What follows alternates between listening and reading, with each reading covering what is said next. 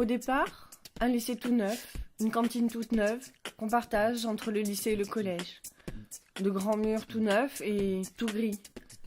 Des graffeurs sont venus et ils ont peint les murs, c'était beau. Ils ont partagé avec nous des techniques, c'était bien. Mais nous, on n'avait pas le droit de peindre sur les murs. Mais l'idée était là. Et elle a tranquillement, discrètement fait son petit bonhomme de chemin dans toutes les têtes, jusqu'à ce qu'elle arrive au bon endroit. Et là, elle a explosé. Et une idée de peinture qui éclate, ça fait plein de couleurs sur les murs. Au début, on avait envie de peindre liberté, liberté, liberté, de toutes les formes, de toutes les couleurs, dans tous les sens, comme si l'école était une prison et que recouvrir ces murs de ce mot les effaçait. Oui, mais comment faire? Et puis, en y réfléchissant, on voulait être sûr que ça soit beau. Parce que bon, notre école, on l'aime aussi. On y passe tellement de temps que c'est un peu chez nous en fait. Alors, cette école, elle nous a aidés. Elle a trouvé des intervenants pour la technique, des sous pour les payer, et pour le matériel.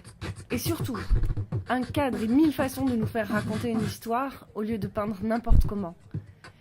Et c'est comme ça que notre envie d'effacer les murs est devenue une fresque. Nous l'avons fait parler, ce grand mur tout gris. Et maintenant, il raconte une histoire. Il raconte notre histoire.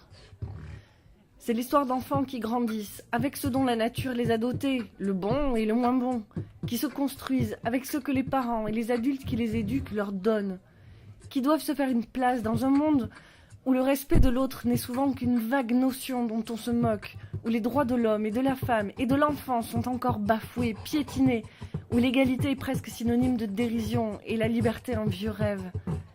Eh bien ce rêve, si vieux soit-il, on ne doit pas l'abandonner. Nous, on veut continuer le combat, chacun à sa mesure, avec ses moyens. On n'a pas le droit d'arrêter cette lutte, parce que pour la liberté, pour l'égalité, pour les droits de l'humain, certains ont sacrifié jusqu'à leur vie. Parce qu'ils ont cru qu'il était possible de changer le monde, nous aussi on veut essayer. Et même si on ne sera pas président, on peut s'engager autour de nous, et chaque jour, souffler un peu plus sur les braises de l'espoir et ranimer partout les feux de la liberté.